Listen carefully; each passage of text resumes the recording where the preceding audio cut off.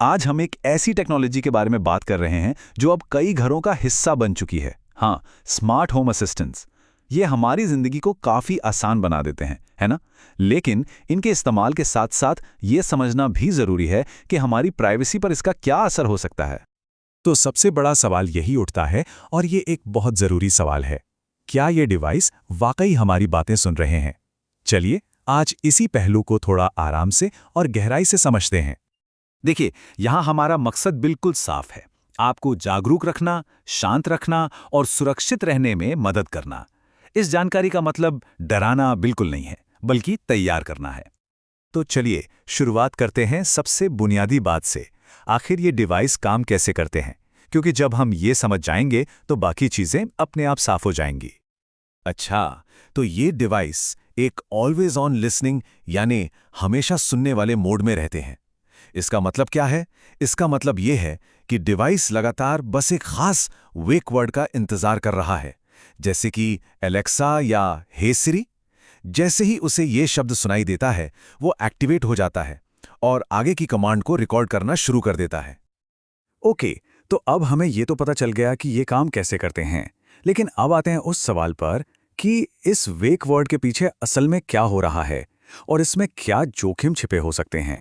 मोटे तौर पर इस टेक्नोलॉजी से जुड़े 4 मुख्य जोखिम हैं और इनके बारे में जागरूक रहना हम सब के लिए जरूरी है। तो ये 4 जोखिम है क्या? पहला, हमेशा चालू सुनना, जिसके बारे में हमने अभी बात की। दूसरा है गलती से एक्टिवेशन, मतलब जब डिवाइस किसी मिलते जुलते शब्द को गलती से वेक वर्ड समझ लेता है। तीसरा, इंसानों द्वारा समीक्षा, इस पर हम थोड़ी देर में आएंगे। और चौथा, डिवाइस का हैक हो जाना, जिससे कोई बाहर से इसका कंट्रोल ले सकता है। ये बात शायद काफ़ी लोगों को हैरान कर सकती है। कुछ मामलों में हमारी रिकॉर्डिंग्स के छोटे छोटे हिस्से असली कर्मचारियों द्वारा सुने जाते हैं। कंपनीज का कहना है कि वो ऐसा अपनी सर्विस की एक्यूरेसी यानी उसकी सटीकता को बेहतर करने के लिए करती हैं। तो इन सब जोखिमों का असर क्या हो सकता है? इससे अनजाने में निजी बातचीत रिकॉर्ड हो सकती है, और अगर डिवाइस हैक हो जाए तो सोचिए उससे जुड़े दूसरे सिस्टम्स जैसे स्मार्ट लॉक्स या कैमरास, उन तक भी गलत लोगों की पहुंच हो सकती है। लेकिन जैसा हमने शुरू में कहा था, इन जोखिमों के बारे में जानकर घबराना नहीं है, बल्कि जागरूक होना है। तो अब हम बात करेंगे कुछ आसान से कदमों की, जिससे हम अपने डेटा पर पूरा कंट्रोल रख सकते हैं। तो चलिए इन 4 सुरक्षा उपायों को एक एक करके आराम से समझते हैं। पहला, अपनी वॉइस रिकॉर्डिंग्स को रेगुलरली चेक करें और डिलीट करें। ये ऑप्शन आपको अकाउंट सेटिंग्स में आसानी से मिल जाएगा। दूसरा, जब डिवाइस इस्तेमाल में ना हो तो उस पर एक फिजिकल म्यूट बटन होता है, उसका इस्तेमाल करें। तीसरा, डिवाइस को बेडरूम जैसी प्राइवेट जगहों पर रखने से बचें, ये काफी जरूरी है।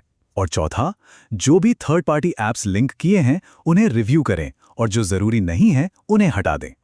तो इस सब में सबसे जरूरी बात क्या है? वो है प्रोएक्टिव रहना, मतलब खुद से पहल करना, अपनी सेटिंग्स को नियमित रूप से चेक करते रहना। बस इतना सा काम हमारी प्राइवेसी को सुरक्षित रखने का सबसे अच्छा तरीका है। तो आखिर में बात बस इतनी सी है कि प्राइवेसी का कंट्रोल पूरी तरह से हमारे अपने हाथों में है। चलिए इसी सोच के साथ एक आखिरी विचार पर गौर करते हैं। ये एक बहुत ही जरूरी बात है जिसे हमेशा याद रखना चाहिए। इससे पहले कि टेक्नोलॉजी हमारी प्राइवेसी को कंट्रोल करना शुरू करे, हमें उसकी सेटिंग्स को कंट्रोल करना चाहिए।